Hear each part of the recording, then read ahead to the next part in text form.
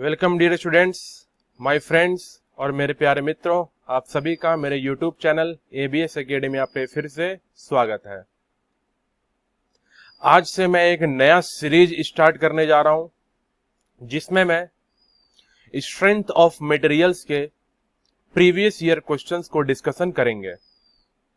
और ये जो लेक्चर्स होने वाले हैं ये सिविल और मैकेनिकल इंजीनियरिंग स्टूडेंट्स के लिए इक्वली बेनिफिशियल होगा। यहां पे मैं जो सॉम के क्वेश्चंस लाऊंगा वो सिविल और मैकेनिकल इंजीनियरिंग के डिफरेंट पेपर से उठाए गए क्वेश्चंस होंगे।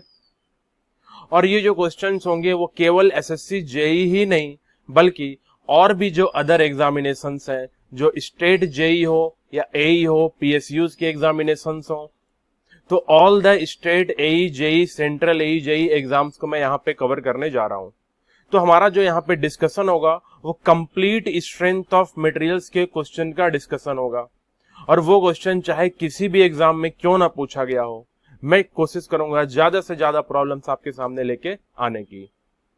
जैसा कि आप लोग जानते हैं, इसके पहले मैं कन्वेंशनल क्वेश्चंस आपके सामने सॉल्व करता था, तो आज से मैं अब ऑब्जेक्टिव क्वेश्चंस भी आपके सामने लेके आ रहा हूं। तो ऑब्जेक्टिव क्वेश्चंस मैं इसी फॉर्मेट में लेके आऊंगा जहां पे आप मुझे नहीं देख पाएंगे बट मेरी वॉइस आप तक पहुंचेगी और स्लाइड्स के थ्रू मैं अलग अलग प्रॉब्लम्स को आपके साथ डिस्कशन करूंगा। तो आई होप आपको मजा आने वाला है इस हमारे आपके बीच में इस डिस्कशन को देखने में।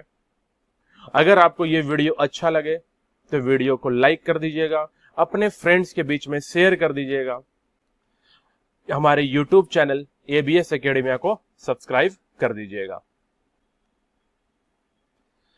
जो भी स्टूडेंट्स मुझसे जुड़ना चाहते हैं वो मुझे व्हाट्सएप कर सकते हैं या टेलीग्राम कर सकते हैं एट दिस नंबर 9560620353। बट आप कभी भी कॉल नहीं करेंगे, you can WhatsApp me at any time, I will surely reply you all. मैं सबको रिप्लाई करता हूं, आपको भी रिप्लाई करूंगा अगर आपका कोई भी डाउट हो तो। अगर आप एबीएस एकेडमी के फेसबुक पेज से जुड़ना चाहते हैं तो this is the profile page ABS academia एडो। अगर आप फेसबुक पेज जाके ये सर्च करेंगे तो आपको ये पेज मिल जाएगा। अगर आप मेरे टेलीग्राम ग्रुप से जुड़ना चाहते हैं तो you can search ABS academia. आप टेलीग्राम के ऊपर सर्च बटन पे एबीएस एकेडेमिया क्लिक करके सर्च करिए एबीएस एकेडेमिया, आप मेरे ग्रुप तक पहुंच सकते हैं। बाकी मैं अपने फेसबुक पेज का और टेलीग्राम ग्रुप का लिंक वीडियो के डिस्क्रिप्शन में शेयर कर दिया है। आप उस लिंक को क्लिक करके डायरेक्टली मेरे पेज या ग्रुप तक पहुंच सकते हैं। और अदरवाइज आप कोई भी डाउट्स अगर पूछना चाहें, मुझसे डायरेक्टली कांटेक्ट करना चाहते हैं तो इस नंबर पे व्हाट्सएप कर सकते हैं। क्योंकि मैं मैकेनिकल इंजीनियरिंग का फैकल्टी हूं तो मैं मैकेनिकल इंजीनियरिंग के सब्जेक्ट्स पे मेरा ज्यादा कमांड रहेगा। बट मेनली मैं 5-6 साल से जो पढ़ा रहा हूं उसमें मैं SOM, hydraulics, FM and HMT subjects हैं। और जैसा कि मेरे video civil and mechanical engineering के स्टूडेंट देखते हैं तो मैं उनको बता दूं, क्योंकि SOM, FM and hydraulics common है, तो सॉम, हाइड्रोलिक्स और एफएम के लेक्चर्स सिविल इंजीनियरिंग के स्टूडेंट्स भी देख सकते हैं और मैकेनिकल वाले भी देख सकते हैं। मैं अनअकैडमी पे भी एजुकेटर हूं, अनअकैडमी प्लस का एजुकेटर हूं। अगर आप अनअकैडमी के प्लस सब्सक्रिप्शन लेना चाहते हैं then you can use my code ABS Bharti to get 10% discount. और ये जो कोड है वो आप किसी भी कोर्स में अप्लाई कर सकते हैं, नॉट फॉर एसएससी। आप चाहे गेट हो या यूपीएससी हो या एयरफोर्स हो, एनडीए हो, नीट, आईटी, जेई हो, किसी भी कोर्स में जो अनअकैडमी पे प्लस सब्सक्रिप्शन आपको लेना है तो आप उस कोर्स में इस कोड को यूज कर सकते हैं, दैट इज ABS भारती। तो चलिए आज का लेक्चर हम लोग स्टार्ट करते हैं। आई होप आपको बहुत मजा आने वाला है। आई होप ये वीडियोस को आप लाइक करेंगे और जो भी सजेशंस देना होगा वो आप मुझे कमेंट करके या मैसेज करके सजेशन दे सकते हैं। और अगर आप चाहते हैं किसी खास टॉपिक में मैं वीडियो बनाऊं तो वो भी आप मुझे सजेस्ट कर सकते हैं। तो चलिए देखते हैं आज का पहला प्रॉब्लम। देखिए, जो हमारा फर्स्ट प्रॉब्लम है, this is strain energy stored in a solid is given as, किसी सॉलिड बॉडी में स्ट्रेन एनर्जी का फॉर्मूला क्या होता है। तो मैं थोड़ा आपको बैकग्राउंड भी बताता हुआ चलूंगा, मैं केवल आंसर्स नहीं दूंगा, कुछ इसका बैकग्राउंड भी बताऊंगा कि और क्या क्या चीजें इस क्वेश्चन से पूछे जा सकते हैं। जब भी आपसे एनर्जी का फॉर्मूला पूछे तो एनर्जी के 3-4 फॉर्मूला होते हैं। First formula is P²L/2AE, second formula is σ² by 2E into volume, and third formula is half into stress into strain into volume। मतलब अगर स्ट्रेन एनर्जी सॉलिड बॉडी का पूछा है तो 3 फॉर्मूला हो सकता है, और एक और फॉर्मूला मैं लिख सकता हूं, it is half into load into change in length. अब देखिए कौन सा ऑप्शन यहाँ पे सही है, तो मैं बोल सकता हूं C is your correct answer, which is half stress strain into volume.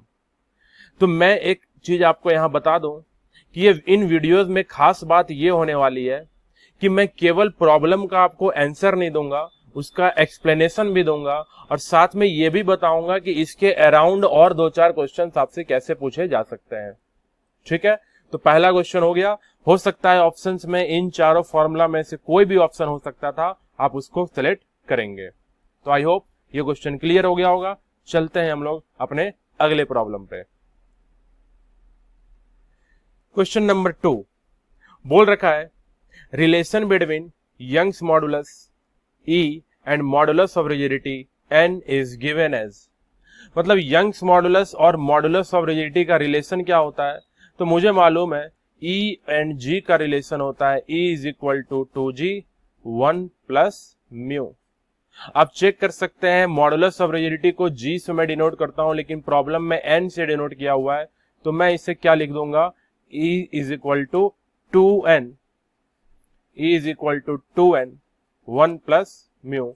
कौन सा ऑप्शन सही है, B is your correct answer, E is equal to 2N 1 plus mu. ठीक है, चलते हैं हम लोग अपने अगले प्रॉब्लम पे। देखिए थर्ड क्वेश्चन, तो बोला है the modulus of elasticity of steel, Young's modulus of steel, E of steel क्या होता है, तो अराउंड 200 गीगा पास्कल होता है। अगर मैं इसको मेगा पास्कल में कन्वर्ट करूं तो you will get 200 into 10 cube mega pascal. तो मैं बोल सकता हूं C is the correct answer, which is 2 into 10 to the power 5 mega pascal. ठीक है, नेक्स्ट प्रॉब्लम क्वेश्चन नंबर 4। इसमें देखिए बोला है the relation between Young's modulus E, modulus of rigidity G and Poisson's ratio mu, this is mu is given as. तो अभी just हमने problem अभी जस्ट सॉल्व करा था कि E का जो फॉर्मूला हमें मिलता है वो मिलता है E is equal to 2G 1 plus mu. अब देखिए यहाँ पे कोई भी फॉर्मूला इससे मैच नहीं कर रहा है, तो मैं एक काम करता हूं, G को एक साइड रखता हूं, बाकी सबको दूसरे साइड ले चलता हूं। तो आपको जो फॉर्मूला अब मिलेगा वो E/2 1 प्लस म्यू पूछेगा। तो मैं बोल सकता हूं ये ऑप्शन कहां पे है, तो this is B is your answer, that is G is equal to E divided by 2 1 plus mu. तो आपने क्या देखा कि डायरेक्टली इस तरीके से भी फॉर्मूला को पूछा जा सकता है या इस प्रकार से भी फॉर्मूला को पूछा जा सकता है।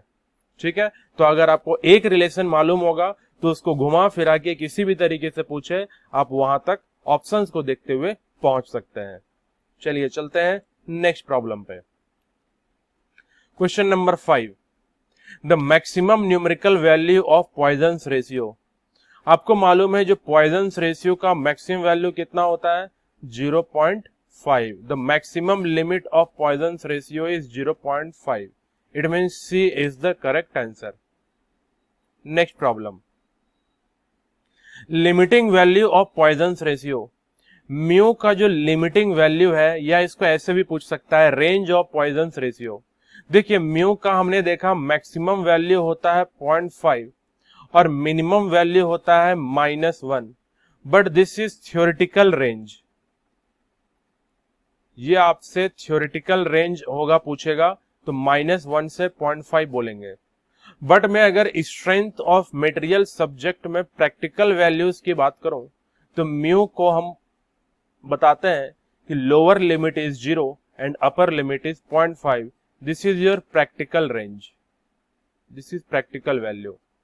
अब क्वेश्चन में थ्योरेटिकल या प्रैक्टिकल कुछ भी नहीं बोला है, तो देखिए ये क्वेश्चन अपने आप में एक डाउटफुल क्वेश्चन है, क्योंकि बहुत सारे एग्जाम्स में या पेपर्स में अगर आप बात करो तो किसी में ए आंसर देता है, किसी में डी आंसर देता है.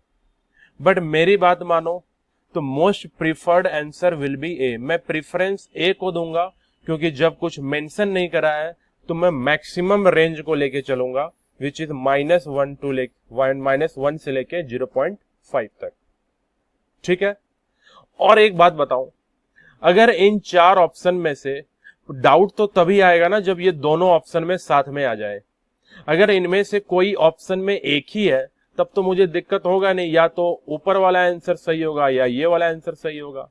लेकिन प्रॉब्लम तब आता है जब ऑप्शन में दोनों हो. जैसे इस क्वेश्चन में देखिए, ए में है -1 से लेके 0.5 और सी डी में है 0 से लेके 0.5. तो ए डी दोनों ही अपनी जगह सही है, बट मैं प्रीफर करता हूं ऑप्शन ए को, क्योंकि मोस्ट ऑफ द टाइम अगर आंसर की बात करूं तो ए को ही वो सिलेक्ट करता है. चलिए चलते हैं हम लोग अपने अगले प्रॉब्लम पे. क्वेश्चन 7 क्या बोला है? Proof resilience is the maximum energy stored at. जो प्रूफ रेजिलियंस होता है वो एक प्रकार का एनर्जी है, और वो मैक्सिमम एनर्जी है कहां पे स्टोर होता है? तो अप टू इलास्टिक लिमिट. मैं प्रूफ रेजिलियंस को इस तरीके से डिफाइन करता हूं, it is the maximum strain energy absorb by the material up to elastic limit. तो इलास्टिक लिमिट के अंदर मटेरियल जितना भी स्ट्रेन एनर्जी एब्जॉर्ब करेगा उसे हम प्रूफ रेजिलियंस बोलते हैं. इसलिए हमारा B is correct answer. Now next problem. The specimen in Charpy impact test is supported as. देखिए सबसे पहले चारपी इंपैक्ट टेस्ट जो होता है, ये टेस्ट हम इंपैक्ट स्ट्रेंथ डिटरमाइन के लिए कैलकुलेट करते हैं, जिसको आप टफनेस भी बोल सकते हो. इंपैक्ट स्ट्रेंथ या टफनेस कुछ भी बोल सकते हो आप. तो जो चारपी इंपैक्ट टेस्ट है, वो पहला क्वेश्चन इस प्रकार से पूछा जाता है कि हम ये चारपी टेस्ट क्यों कंडक्ट करते हैं? तो चारपी टेस्ट कंडक्ट करते हैं टू डिटरमाइन इंपैक्ट स्ट्रेंथ या टफनेस. तो जो चारपी इंपैक्ट टेस्ट में जो स्पेसिमेन होता है, वो स्पेसिमेन को जो हम सपोर्ट देते हैं तो उसको सपोर्ट कैसा होता है? कैंटिलीवर, सिंपली सपोर्टेड, फिक्स्ड या कंटिन्यूअस? तो मैं बोलूंगा चारपी इंपैक्ट टेस्ट में जो स्पेसिमेन होगा वो सिंपली सपोर्टेड होगा. मींस दो इस प्रकार से सपोर्ट होंगे, दो इस प्रकार से सिंपली सपोर्ट होंगे, और इसके ऊपर आपका इस प्रकार से स्पेसिमेन रखा जाएगा, और मैं इस पे इंपैक्ट फोर्स लगाऊंगा और देखूंगा मटेरियल कैसा फ्रैक्चर हो रहा है. एक और टेस्ट होता है जो इंपैक्ट स्ट्रेंथ डिटरमाइन करने में हेल्प करता है, that is Izod test. Izod test is also used to determine impact strength.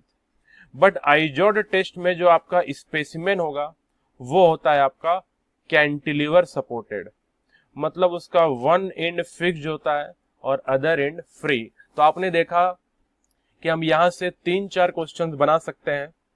आप ध्यान रखना कि आइजोड टेस्ट में इसमें स्पेसिमेन कैंटिलीवर होगा, और चारपी टेस्ट में आपका स्पेसिमेन सिंपली सपोर्टेड होगा. और जो चारपी इंपैक्ट टेस्ट और आइजोड टेस्ट दोनों ही इंपैक्ट स्ट्रेंथ डिटरमाइन करने में हेल्प करता है. ठीक है, चलते हम लोग अपने अगले प्रॉब्लम पे, that is question number 9.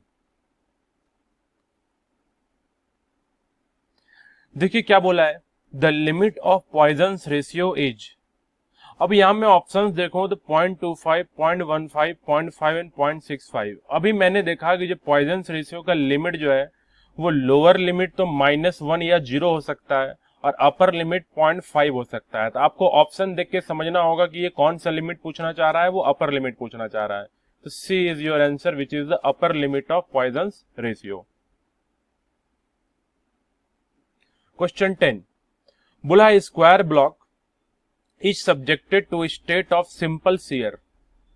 The linear strain of the diagonal shall be equal to, let एक स्क्वायर ब्लॉक है, मैं थोड़ा सा इसको एक्सप्लेन कर दूं। लेट ये स्क्वायर ब्लॉक है और इसके टॉप सरफेस पे एक शियर फोर्स आ रहा है F।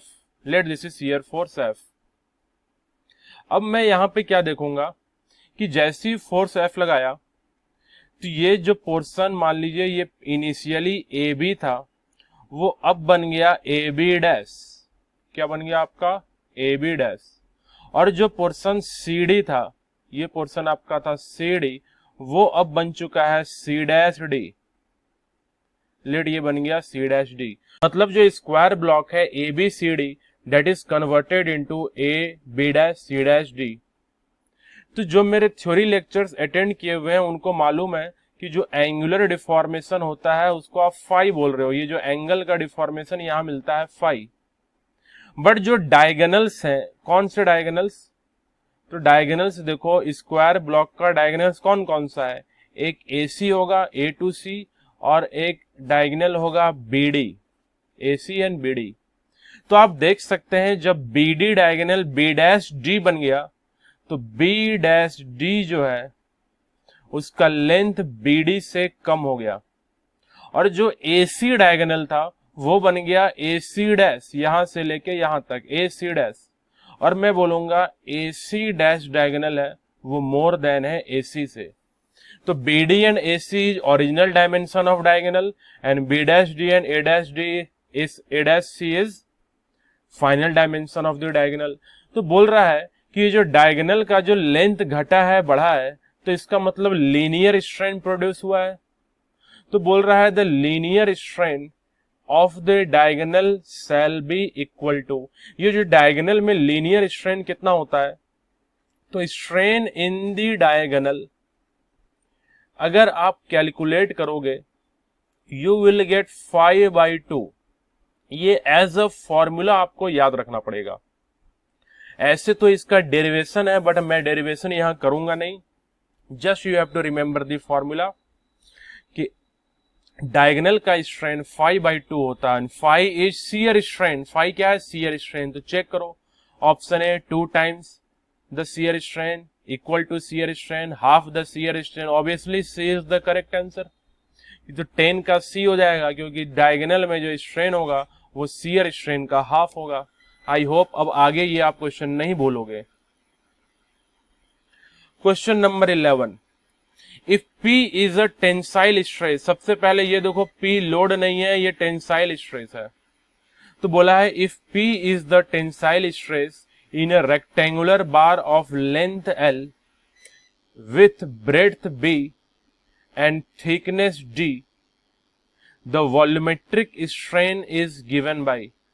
तो एक यूनिएक्सियल लोड है, लेट एक रेक्टेंगुलर बार है। मैं बोलता हूं लेट कुछ इस प्रकार से एक रेक्टेंगुलर बार है जिसका लेंथ L है, ब्रेड्थ B है और थिकनेस D है, और इस पे एक टेंसाइल लोड लगा हुआ है P। लेट इस तरीके से एक टेंसाइल लोड लगा हुआ है P। तो बोल रहा है यूनिएक्सियल लोड के कंडीशन में वॉल्यूमेट्रिक स्ट्रेन क्या होगा?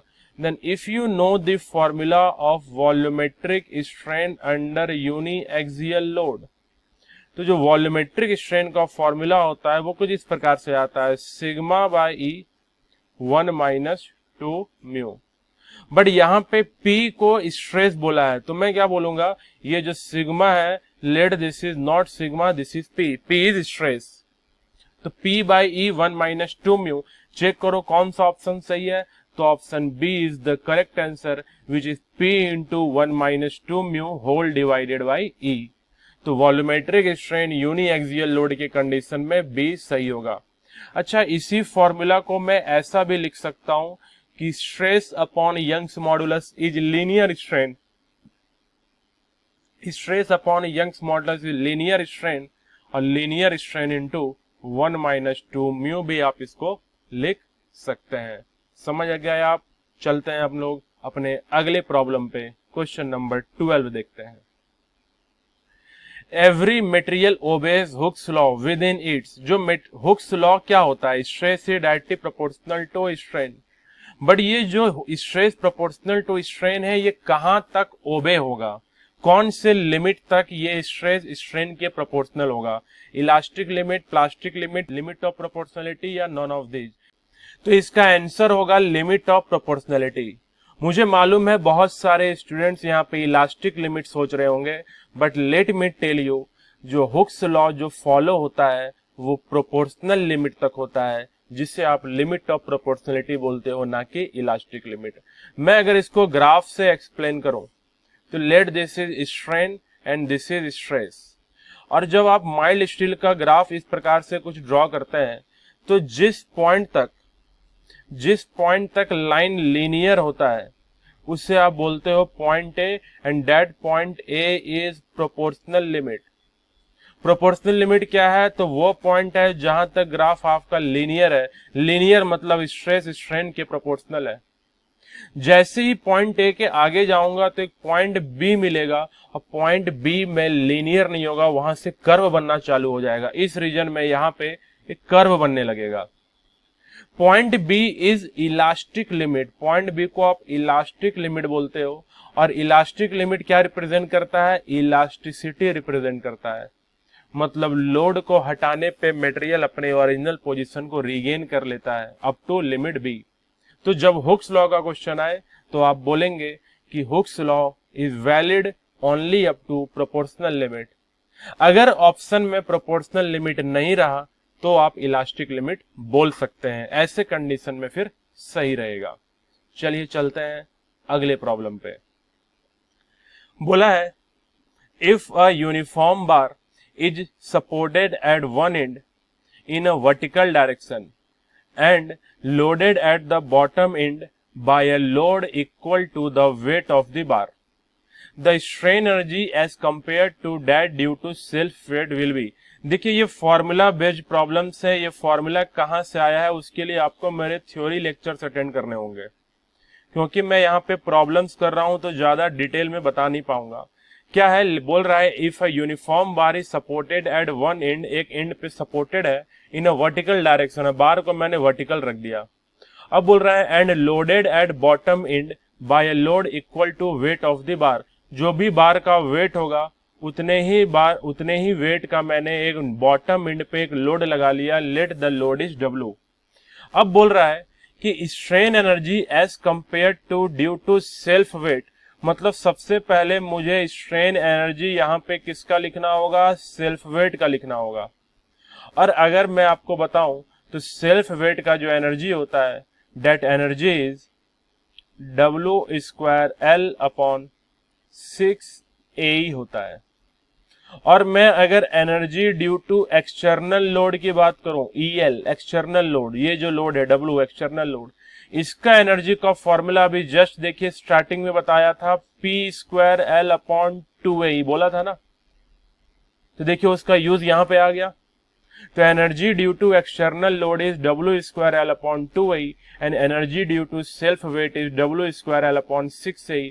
अब बताओ कि जो एक्सटर्नल लोड का एनर्जी है वो सेल्फ वेट का कितना टाइम्स है? तो आप ऑब्वियसली 3 टाइम्स आप बोल सकते हो, इट इज 3 टाइम। कैसे 3 टाइम? जैसे ही मैं यहाँ पे 3 से मल्टीप्लाई करूंगा, this 3 and 6 will be cancelled and you will gate 2। Clear? तो यहां से 2-3 क्वेश्चन पूछ सकता है ना आपसे, energy due to self weight बताओ, energy due to external load बताओ, और एक तो आपसे रेशियो पूछिया कि एक्सटर्नल लोड का एनर्जी सेल्फ वेट के रिस्पेक्ट में कितना होगा। चलते हैं अगले प्रॉब्लम पे। The relation between Young's modulus and modulus of rigidity n is given as। Same problem अभी हमने पहले भी करा था कि it is E is equal to 2G 1 plus mu. But देखिए यहाँ पे ऑप्शन में म्यू नहीं है, 1/m की फॉर्म में, कुछ m की फॉर्म में दिया हुआ है। तो आपको मालूम होना चाहिए कि पॉइजन्स रेशियो को या तो मैं म्यू से डिनोट करता हूं या 1/m से। बोथ इज सेम, ये दोनों सेम है। इस हिसाब से जो फॉर्मूला बनेगा वो E is equal to 2G 1 plus 1/m का होगा। It means A is the correct answer. आपका A सही जवाब हो गया। The ratio between stress and strain is called as. देखिए यहाँ पे जो modulus of elasticity, modulus of rigidity, bulk modulus, ये तीनों ही स्ट्रेस स्ट्रेन का ही रेशियो है, तीनों टर्म्स स्ट्रेस स्ट्रेन के रेशियो हैं। बट जब आपसे मेंशन नहीं किया हो कि कौन सा स्ट्रेस कौन सा स्ट्रेन, तो मैं ऐसे कंडीशन में नॉर्मल स्ट्रेस एज्यूम करता हूं। बाय डिफॉल्ट हम एज्यूम करेंगे कि ये जो रेशियो पूछना चाह रहा वो नॉर्मल स्ट्रेस और नॉर्मल स्ट्रेन का पूछना चाह रहा, क्योंकि कुछ और पूछा होता तो वो मेंशन करता। ठीक है, कभी कभी आपको एग्जामिनर का माइंड में क्या वो पूछना चाह रहा है वो समझना पड़ता है।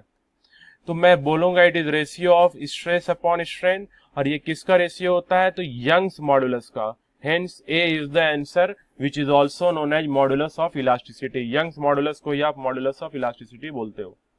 Now question number 16, Poisson's ratio is defined as, mu किसका रेशियो होता है, तो mu is ratio of lateral to longitudinal strain. Check करो कौन सा ऑप्शन सही है, तो बी इज द आंसर, बाकी सारे रॉन्ग है। म्यू रेशियो होता है लैटरल और लॉन्गिट्यूडिनल स्ट्रेन का, hence B is the correct answer. Now question 17, the ratio of normal stress to volumetric strain. देखो यहाँ पे इसने क्लियरली मेंशन करा है कि नॉर्मल स्ट्रेस और वॉल्यूमेट्रिक स्ट्रेन का रेशियो क्या होगा, तो it is K, and K is bulk modulus, hence C is the correct answer. I hope आप समझ रहे होंगे। चलते हैं अगले प्रॉब्लम पे। अब देखिए बोला है modulus of rigidity is expressed as, यहाँ पे जी किसका रेशियो है ये पूछा है, तो G is ratio of shear stress upon shear strain, tau upon phi. तो कहां ऑप्शन है, तो C is the answer, shear stress upon shear strain, it is modulus of rigidity. और इसी मॉडुलस ऑफ रिजिडिटी को मैं एन से भी डिनोट कर सकता हूं। क्लियर, अगला प्रॉब्लम को देखते हैं। The ability of a material to absorb energy till the elastic limit. अभी जस्ट हमने बात करी थी कुछ देर पहले ही कि एनर्जी स्टोर जो होता है इलास्टिक लिमिट तक, उससे मैं क्या बोलता हूं, रेजिलियंस बोलता हूं, that is known as resilience. और जब रेजिलियंस मैक्सिमम हो जाएगा, यही रेजिलियंस जब मैक्सिमम हो जाएगा, तो उससे आप बोलते हो प्रूफ रेजिलियंस। पढ़ा था ना अभी जस्ट हमने प्रॉब्लम करा था, the maximum energy up to elastic limit is proof resilience, but यहां देखिए मैक्सिमम कहीं नहीं बोला है, तो मैं इसको रेजिलियंस बोलूंगा, hence A is correct answer. Clear. Question 20 बोला है a bar L metre long having its cross sectional area A is subjected to gradually applied tensile load W. The strain energy stored in the bar is, देखिए पहला ही problem हमने करा था, ये energy axial load का पूछा है, और एक्सियल लोड का एनर्जी क्या होता है, तो W square L upon 2AE, which is option number B is correct answer, W square L upon 2AE। अभी हमने थोड़ी देर पहले ही ये प्रॉब्लम करा था। आई होप ये यहां तक आपको समझ में आ गया होगा। तो चलते हैं हम लोग अपने अगले प्रॉब्लम पे। तो चलिए अगले क्वेश्चन जाने से पहले मैं फिर से आपको बता दूं कि अगर आप मुझसे डायरेक्टली जुड़ना चाहते हैं तो आप मुझे व्हाट्सएप या टेलीग्राम पे मैसेज भेज सकते हैं इस मोबाइल नंबर पे, बट कभी कॉल नहीं करेंगे। This is only for WhatsApp messages और टेलीग्राम मैसेजेस। अगर आप मेरे फेसबुक पेज एबीएस एकेडमिया से जुड़ना चाहते हैं या टेलीग्राम ग्रुप से जुड़ना चाहते हैं तो आप इस प्रकार से सर्च कर सकते हैं, या मैंने डिस्क्रिप्शन बॉक्स में लिंक दिया हुआ है, आप जाके डायरेक्ट लिंक पे जाके क्लिक करके आप मेरे पेज या ग्रुप तक पहुंच सकते हैं। अगर आप अनअकैडमी प्लस पे सब्सक्रिप्शन लेना चाहते हैं किसी भी कोर्स के लिए, तो आप बिना कुछ सोचे इस कोड को यूज कर सकते हैं, दैट इज एबीएस भारती। आपको डिस्काउंट मिल जाएगा। अगर आप और भी कुछ जानना चाहते हैं अनअकैडमी से रिलेटेड, तो आप मुझे उस गिवन मोबाइल नंबर पे आप मैसेज कर सकते हैं। ठीक है, तो जाने से पहले YouTube चैनल को जरूर से जरूर एबीएस एकेडमिया को सब्सक्राइब कर देना, वीडियो को लाइक कर देना और अपने फ्रेंड्स के बीच में शेयर कर देना। इससे हमारा मोटिवेशन बढ़ेगा और आपके लिए ज्यादा से ज्यादा वीडियोस में लेके आता रहूंगा। चलिए चलते हैं नेक्स्ट प्रॉब्लम पे। देखिए क्वेश्चन नंबर 21 क्या बोला हुआ है, the ability of a material to absorb energy till the breaking और रप्चर टेक्स प्लेस। अब मैं एनर्जी की बात कर रहा हूं, बट कहां तक? ब्रेकिंग पॉइंट तक, फ्रैक्चर पॉइंट तक। तो जो फ्रैक्चर पॉइंट तक जो भी टोटल एनर्जी मटेरियल एब्जॉर्ब करता है उसको आप टफनेस बोलते हो, that is known as toughness. चलते हैं अगले problem. Poisson's ratio mu is defined as the ratio of. अभी जस्ट हमने एक प्रॉब्लम करा था, बट इस क्वेश्चन का लैंग्वेज अलग है। पॉइजन्स रेशियो म्यू को किसको डिफाइन करते हो? Axial strain to transverse strain, axial strain to shear strain, transverse strain to axial strain, shear strain to axial strain. C is the answer, क्योंकि जो लैटरल स्ट्रेन है उससे आप बोल सकते हो transverse strain, both is same, lateral बोलो या ट्रांसवर्स दोनों सेम है।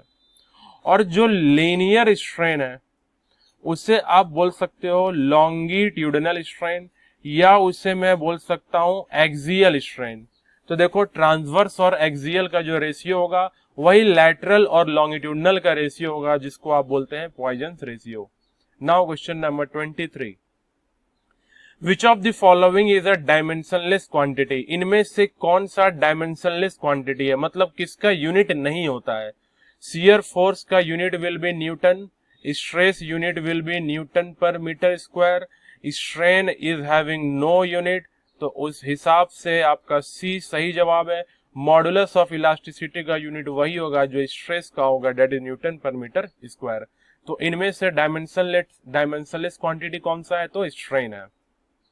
The ratio of normal stress to normal strain within elastic limit. ये सेम प्रॉब्लम मैंने करा था कि जो नॉर्मल स्ट्रेस और नॉर्मल स्ट्रेन, यहाँ पे देखिए अब मेंशन कर दिया है, तो मैं बोलूंगा it is Young's modulus.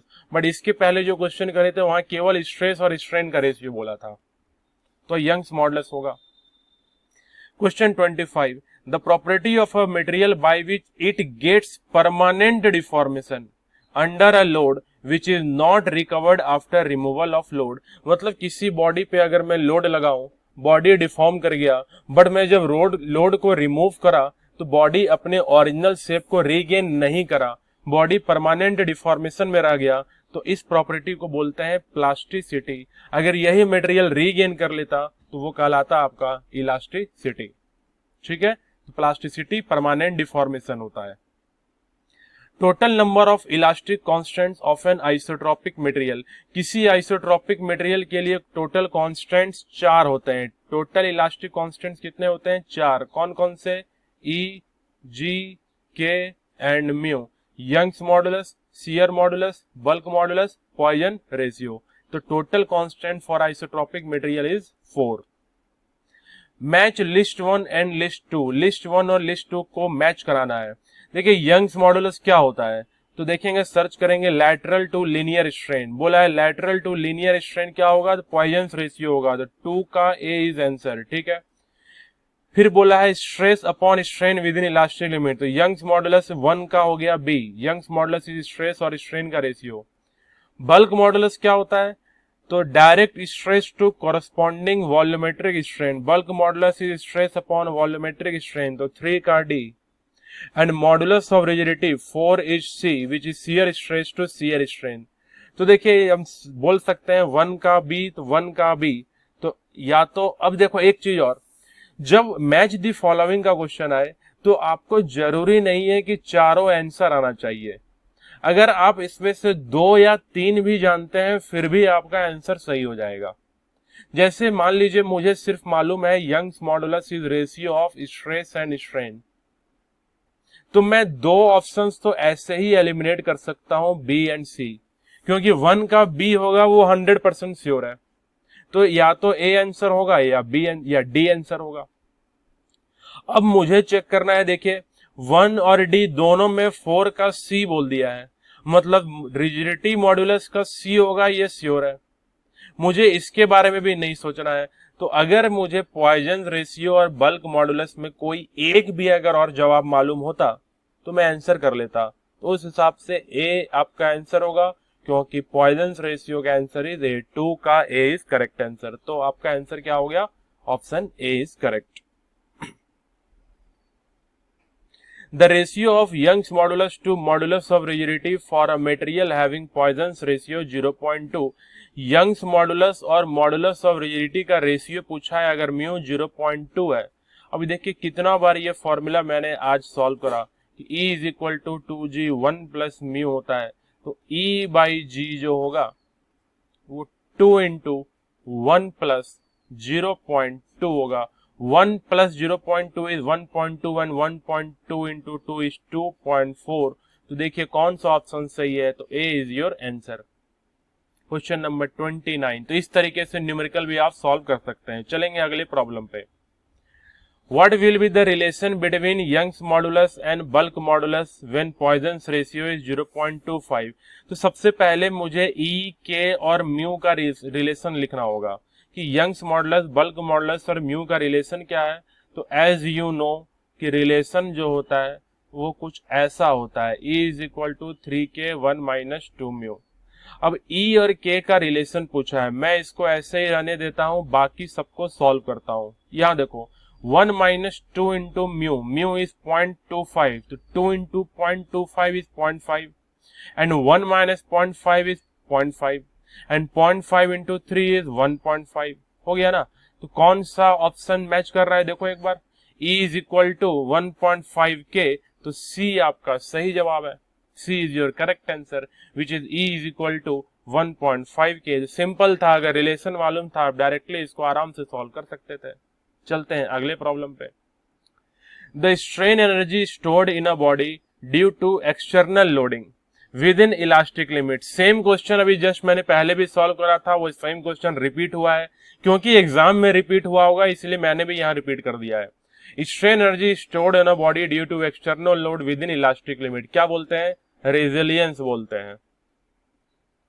Area under stress strain curve, अगर मैं किसी भी मटेरियल का स्ट्रेस स्ट्रेन कर्व ड्रॉ करूंगा, किसी मटेरियल का स्ट्रेस स्ट्रेन कर्व ड्रॉ करूंगा, लेट मैंने स्टील का ड्रॉ करा, तो स्टील का ये जो टोटल एरिया जो ये है कर्व के अंदर, ये जो टोटल एरिया है, इस टोटल एरिया को बोलते हैं modulus of toughness. This total area is modulus of toughness. देखिए ऑप्शन में मॉड्यूलस ऑफ टफनेस तो नहीं है बट टफनेस है, इसलिए सी आपका सही जवाब होगा, that is toughness of a material. ठीक है, तो आई होप बात समझ में आ गई होगी। चलते हैं question number 32। The force acting normally on the cross section of a bar shown in the figure given below introduces. कुछ इस प्रकार से बॉडी है और उसके क्रॉस सेक्शन पे एक नॉर्मल फोर्स लगा हुआ है P, जैसा डायग्राम में दिया हुआ है। अब बोल रहा है ये वाला फोर्स बॉडी पे कैसा स्ट्रेस प्रोवाइड करेगा, कंप्रेसिव, टेंसाइल, शियर या नन ऑफ द अबव। आपको मालूम है कि ये लोड कैसा है, this load is tensile load. कैसा लोड है, टेंसाइल लोड। और टेंसाइल लोड कैसा स्ट्रेस प्रोड्यूस करता है, टेंसाइल स्ट्रेस। तो बी सही जवाब हो गया, टेंसाइल लोड में टेंसाइल स्ट्रेस आता है। The number of elastic constant for a complete isotropic elastic material which follows Hooke's law. Same problem अलग लैंग्वेज में पूछा है कि number of elastic constant for complete isotropic material कितने होते हैं, 4 होते हैं। कौन कौन से, E, G, K and mu. चलिए चलते हैं question number 34। Which material has the highest value of Poisson's ratio. सबसे पहले तो पॉइजन्स रेशियो का हाईएस्ट वैल्यू है कितना, 0.5, और किसका होता है, तो रबर का होता है। Hence A is the correct answer.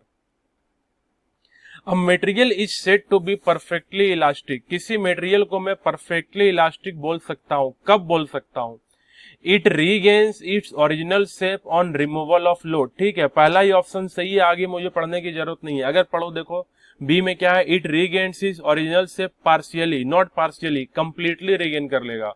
सी में है it does not regain, sorry it does not regain, ये प्लास्टिसिटी कहलाता है, दिस इज प्लास्टिसिटी। जब रीगेन नहीं करेगा तो प्लास्टिसिटी, जब रीगेन कर लेगा तो इलास्टिसिटी। क्लियर है, तो ए इज द आंसर। तो 35 क्वेश्चन हमने कर लिए। चलते हैं क्वेश्चन नंबर 36 पे। A load of 1916 Newton is raised at the end of a steel wire. कोई वायर है जिसपे 1960 न्यूटन का लोड आ रहा है। बोला है the minimum diameter of the wire so that stress in the wire does not exceed 100 mega pascal. मतलब problem में आपको स्ट्रेस दे दिया कितना, 100 मेगा पास्कल। फोर्स दे दिया विच इज लोड 1960 न्यूटन। सबसे पहले आप क्या यहां से एरिया कैलकुलेट कर सकते हो, स्ट्रेस लोड के रिलेशन से एरिया मिल जाएगा। और जब एरिया कैलकुलेट कर लोगे तो डायमीटर कैलकुलेट कर लेना, जो डायमीटर आएगा वही आपका आंसर होगा। तो चलिए इस क्वेश्चन को हम लोग यहाँ पे सॉल्व करते हैं। तो मैं सबसे पहले बोलूंगा stress is load upon area, it means area is load upon stress. और एरिया क्योंकि डाया है, सर्कुलर एरिया, तो मैं बोलूंगा it is π/4 d square into load is 1960 divided by stress is 100। आप यहां से डायमीटर को सॉल्व करो और बताओ कि डायमीटर कितना आएगा। You will get d is 5 mm, मतलब c is your correct answer. आपका c सही जवाब है, which is d is equal to 5 mm। तो इस प्रकार से आपसे न्यूमेरिकल क्वेश्चन भी पूछ सकता है, तो आप ऐसे ही सॉल्व कर लेंगे। Question 37, when a load is transferred through one surface to another surface in contact the stress is known as. एक सरफेस से दूसरे सरफेस में लोड ट्रांसफर होता है, तो उसमें जब स्ट्रेस प्रोड्यूस होता है उसे हम बियरिंग स्ट्रेस बोलते हैं, that is known as bearing stress. देखिए टेंसाइल, कंप्रेसिव, शियर, इनमें से कोई नहीं होगा, तो डी इज योर आंसर। इसका जो आंसर होगा वो बियरिंग स्ट्रेस होगा, बियरिंग स्ट्रेस होगा। ठीक है। Question number 38, Poisson's ratio of steel within elastic limit ranges from. Steel का पॉइजन्स रेशियो कहां से कहां वेरी करता है, तो बी इज योर आंसर।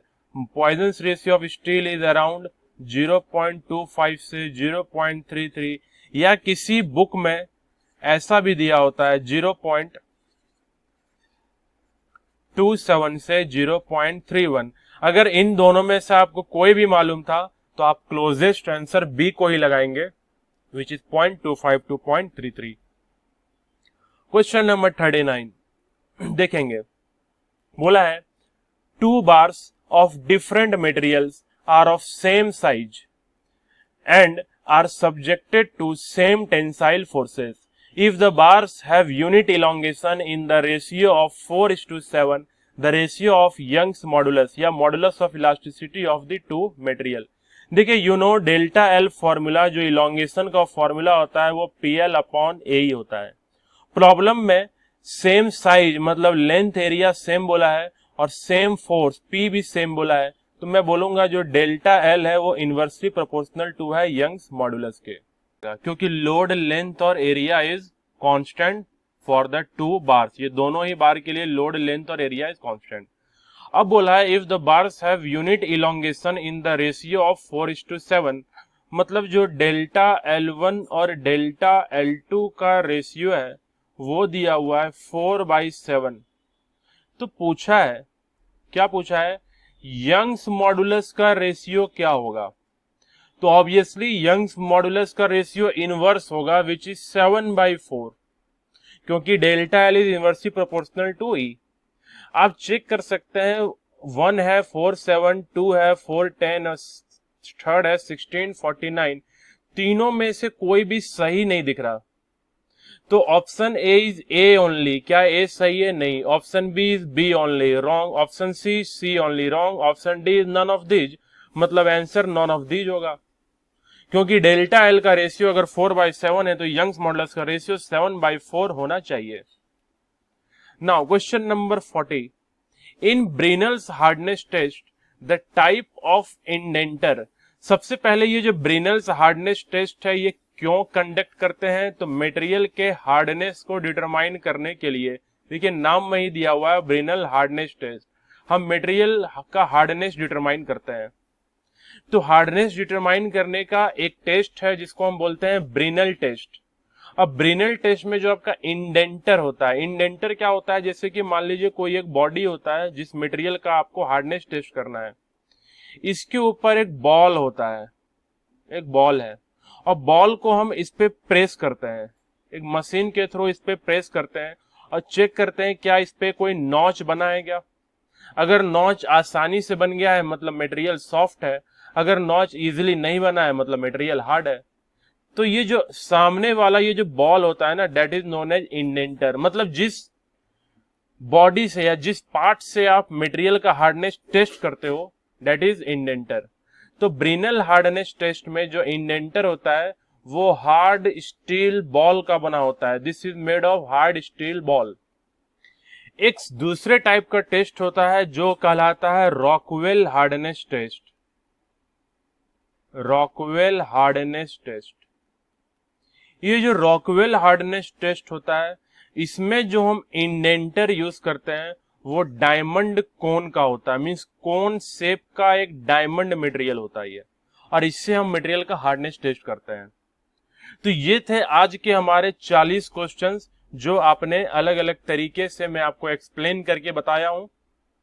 और आई होप अगर ये 40 क्वेश्चन में से एक भी क्वेश्चन अगर आपके एग्जाम में रिपीट हो गया तो आप उसको गलत नहीं करेंगे, सही सही जवाब देके आएंगे। तो ये हमारे इस सीरीज का जो कि है PYQs discussion of strength of material का सेशन 1 यहां पे मैं कंप्लीट करता हूं। मैं जल्द ही आपके साथ सेशन 2 लेके आऊंगा आपके सामने, जहां मैं स्ट्रेंथ ऑफ मटेरियल के और भी क्वेश्चंस को डिस्कशन करूंगा। तो अभी जो हमारा डिस्कशन चल रहा है that is related to your first unit which is stress and strain. अभी तो हम लोग केवल स्ट्रेस स्ट्रेन स्टडी कर रहे हैं। अभी तो बहुत सारे चैप्टर्स हैं, बहुत सारे सेशंस आपके सामने लाने बाकी है। तो please subscribe this channel, like this video and share among your friends. Thanks all of you. Keep revising, keep studying and crack your exam as soon as possible. Thank you.